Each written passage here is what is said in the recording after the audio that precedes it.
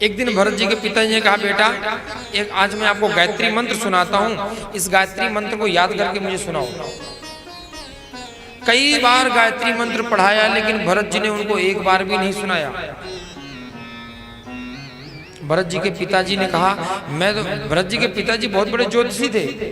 उन्होंने कहा कि मेरे ज्योतिष कभी गलत नहीं हो सकती है। अरे मेरी ज्योतिष तो कह रही कि ये बालक बहुत ज्ञानी होना चाहिए, इसको दिव्य ज्ञान होना चाहिए, पर ये तो बताओ एक गायत्री मंत्र याद नहीं कर पा रहा है। अरे भरत,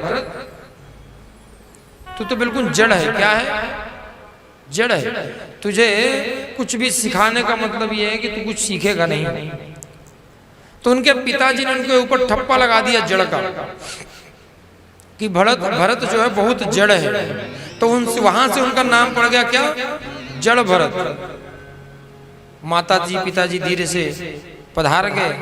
अब घर में दो भाभियां, दो भैया और भरत जी महाराज। अब इनका काम दिन भर भोजन करना और दिन भर भजन करना। 3 बार भोजन होने के बाद अब दिन भर ये भोजन करते और भजन करते।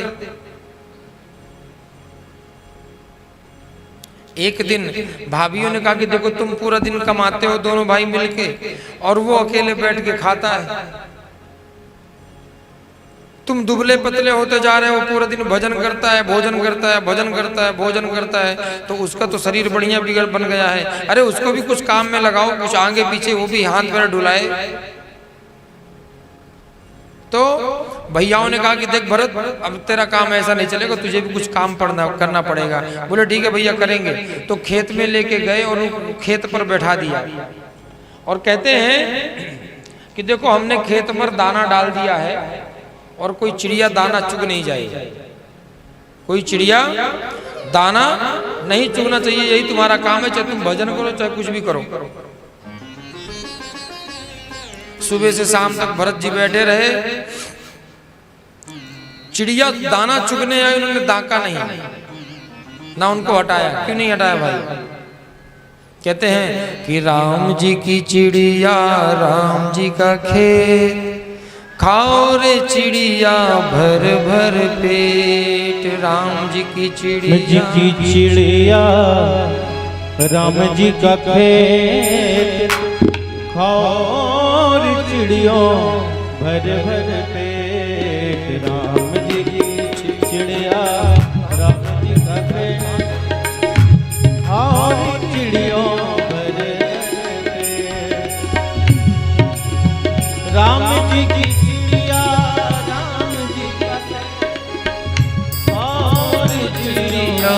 भर भर पे राम जी का खाओ चिड़ियों भर भर पे। राम जी की चिड़िया राम जी का और चिड़िया राम जी की चिड़िया राम जी का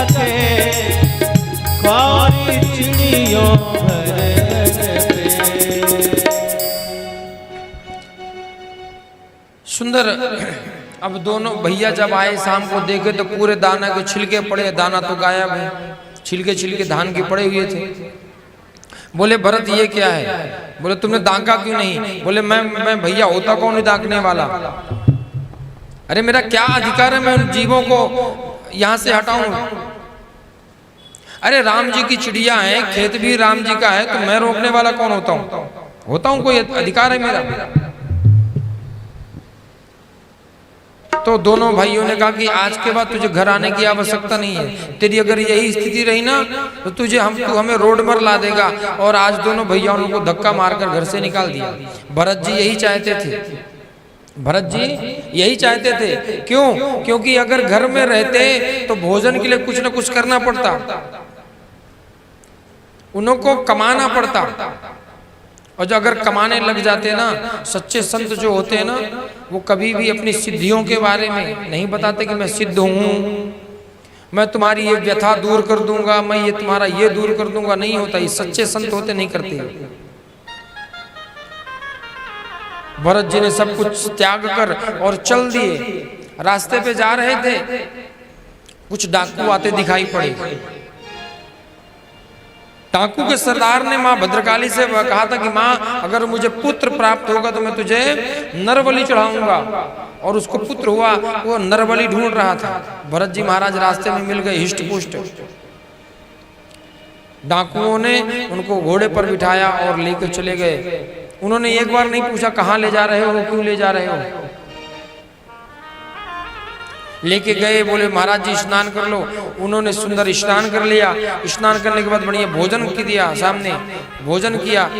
उन्होंने ये नहीं पूछा क्यों नहला रहे हो, क्यों खिला रहे हो, और बोले महाराज जी अब माँ भद्रकाली को प्रणाम करो साष्टांग दंडवत लेट के। उन्होंने ये भी नहीं पूछा क्यों लिटा रहे हो, क्यों प्रणाम करवा रहे हो।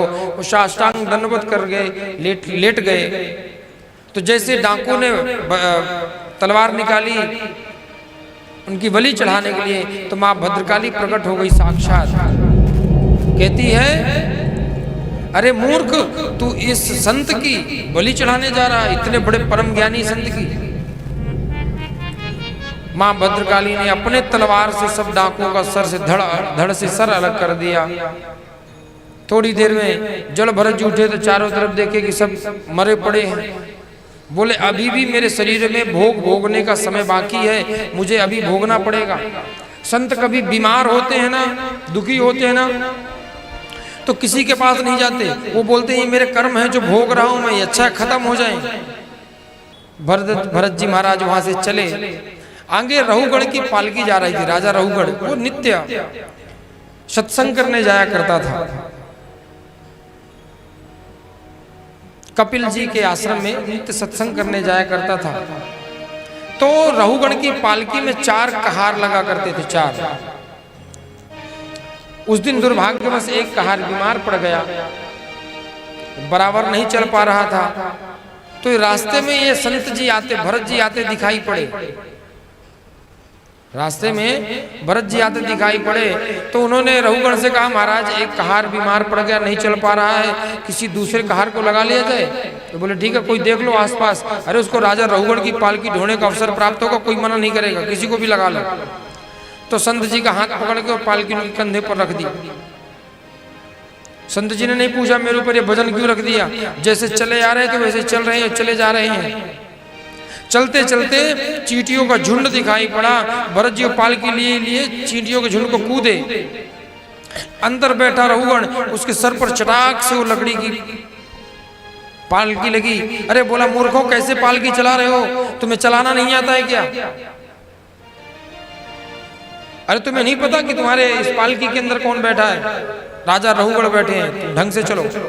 तो एक कहार कहता महाराज हमारी गलती नहीं है, ये जो नया व्यक्ति अभी हमने लगाया ना, ये पता नहीं कैसे चलते चलते महाराज अचानक कूद जाता है। संत तो ऊपर भी नीचे भी देखते हैं, ऊपर भी देखते हैं, दाएं भी देखते हैं, बाएं भी देखते हैं, देख देख के चलते हैं, कहीं एक भी जीव हत्या ना हो। बात ही कर रहे थे कि भरत जी फिर कूद गए, फिर उसके सर में लगी मार। तो उसने नीचे दृष्टिपूतम नसित पादम,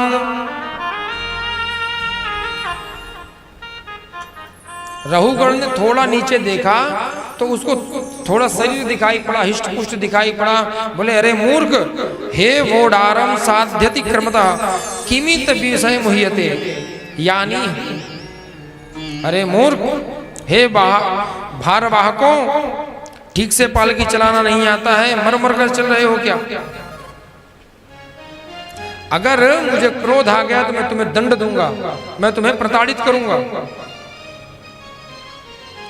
अयम अधुनई बहुनिक्तोषी न दूतम ब्रज में। अब सब पालकी कहार वाले रहने लगे महाराज हमारी गलती नहीं है, हमारी गलती नहीं है, ये जो नया नया कहार लगा ये पता नहीं क्यों कूदता है अचानक। तो इसने फिर थोड़ा बाहर और निकल कर देखा, इनके हिष्ट पुष्ट शरीर को देखकर व्यंग मारने लगा। क्या कहता है? अहो कष्टम भ्रातर मुग्रुतम परिश्रांते दीर्घ मध्वानमेकम। ए मतवाले, तू जानबूझकर नाटक इसलिए कर रहा है कि ताकि तुझे भार मुक्त कर दिया जाए। तो जानबूझकर ये ना बहाने बना रहा है कि जिससे तेरे कंधे से पालकी का भार उतार दिया जाए, भार मुक्त कर दिया जाए। बहुत अच्छी तरह जानता हूं मैं वह दंड दूंगा, मैं ऐसा तुझे दंड दूंगा जैसे यमराज पापियों को शुद्ध करने के लिए दंड देते हैं। तुझे नहीं पता तूने किसकी पालकी उठा रखी है। जड़ भरत जी ने सोचा अगर आज मैं नहीं बोला और कहीं इसको संत का अपमान करने में, ब्राह्मण का अपमान करने से अगर इसको नरक हो गया तो जीवन भर लोग मुझे कहेंगे कि पंडित जी ने भार उठाया था और उसको नरक भेज दिया। आज संत भरत जी को बोलना पड़ा। सारा जीवन भरत जी ने कभी नहीं बोला, पहली बार भरत बोलते हैं। कहते हैं त्वयोदितं व्यक्तम प्रलब्धम भर्तु समेस्यायदि वीरभारा गन्तुर्यदस्याधिगम्य मध्वा पीवेति रासो न विदः प्रवाना।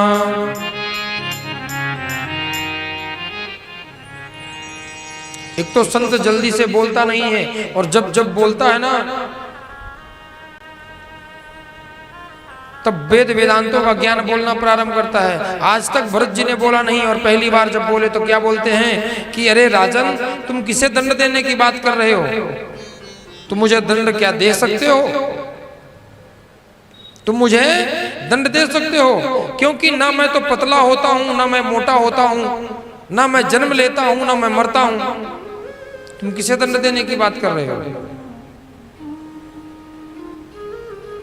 तुम किसे देने की बात कर रहे हो, मारने की बात कर रहे हो। राजन ये सब कर्म तो शरीर के हैं। शरीर दुबला होता है, शरीर पतला मोटा होता है, शरीर बड़ा होता है, छोटा होता है, जन्म लेता है, मरता है, ये सब कर्म किसके हैं? शरीर के हैं ना। मुझ आत्मा में कोई द्वंद्व घटित होते नहीं। मेरी आत्मा ना कभी बड़ी होती है ना छोटी होती है, ना उसका शरीर है। शरीर का कोई आत्मा होता, आत्मा की कोई शरीर होती है? आत्मा कभी किसी ने देखा है? अगर शरीर होता तो दिखाई पड़ता ना। तो राजन ना तो मैं शरीर हूं। जायते अस्ति विपरिणमते वर्धते ते अक्षीयते विनश्यति। जो शरीर की क्रिया है वह देह में होती है, आत्मा में तो आत्मा में थोड़ी ना होती है। कभी आत्मा को जन्म लेते किसी ने देखा है? देखा है किसी ने शरीर को जन्म लेते? तब राजा परीक्षित बोला कि ये ऐसा संत मैंने पहली बार जीवन में देखा है कि जो अंतर की बात है, जो गूढ़ रहस्य है, ऐसी बात कर रहा है। ये कौन है? जो अब राजा भरत रहुगण ने अपना पूरा शरीर सर निकालकर बाहर देखा तो उनके कंधे पर जनेऊ देखा और जनेऊ देखते ही राजा रहुगण तुरंत पालकी से नीचे उतरकर उनके चरणों पर गिर गया। बोला महाराज मुझसे बहुत बड़ी गलती हो गई। अरे आज मैंने जीवन में पहली बार संत का अपमान कर दिया, मैंने संत का अपमान कर दिया, महाराज मुझे क्षमा कर दीजिए। तब रहुगण कहता है कि महाराज एक बात बतलाइए,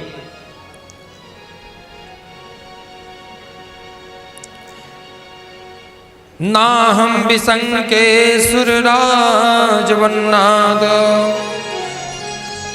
त्रयाक्ष शूलान्यमस्य दंडाद न्यायार्क सोमानिलवेत पात्र प्रात्रांश देभ्रसं ब्रह्म कुलामवात्।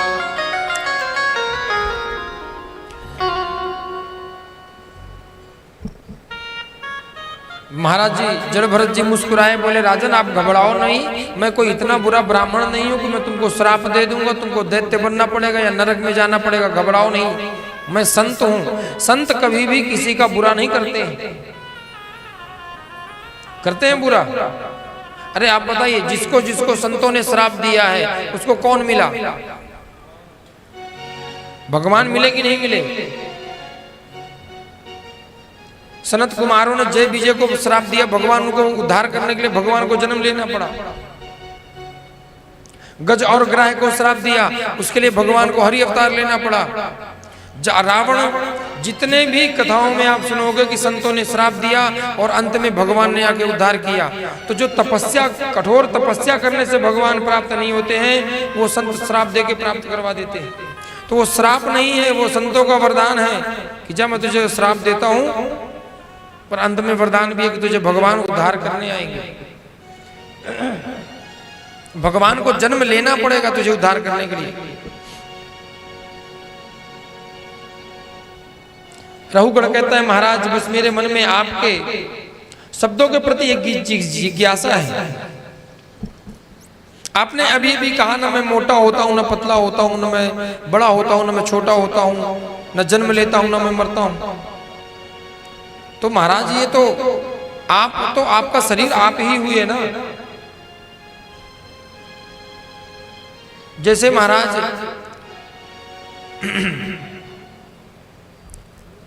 चूल्हा होता है, अगर मैंने आपके शरीर को दंड दिया, आपको दंड दूंगा तो आपके मन को दंड नहीं, दुख नहीं लगेगा, आपके मन को दर्द नहीं होगा। तो जड़ भरत जी कहते हैं कि अगर तुम मुझे मारोगे तो मेरे शरीर को मारोगे, मुझे पीड़ा कहां होगी? पीड़ा किसको होती है? किसको होती है पीड़ा?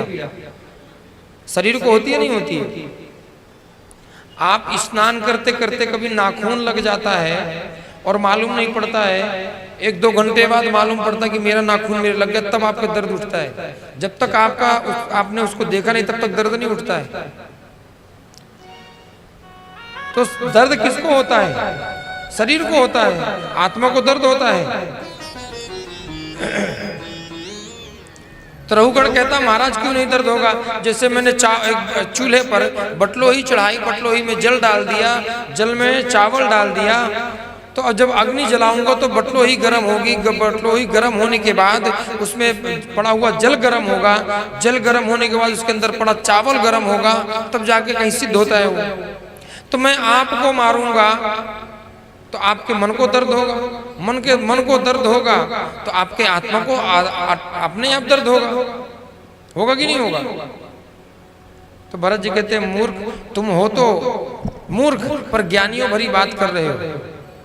अरे जिन पदार्थों का तुम नाम ले रहे हो, चूल्हा, अग्नि, बटलोही, जल, चावल, ये सावय पदार्थ हैं। क्या है?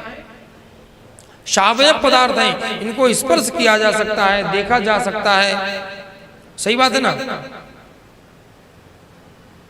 पर ये जो आत्मा है, ना आत्मा देखी जा सकती है, ना स्पर्श की जा सकती है। नैनम छिद्दन्ति शास्त्राणि नैनम दहति पावका। ना इसे न तो इससे शस्त्र छेद सकता है, ना अग्नि जला सकती है, ना आंखें इसे देख सकती है। कभी किसी की आंखों ने देखा आत्मा को? इतने वर्षों बाद आज भरत जी ने बोला।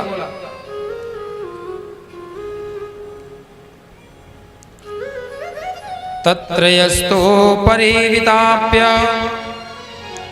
कलत्राण परहति सा यम पुरुषैर्भीतियनाकस्तै मिस्त्रे नरके बलान्यातः।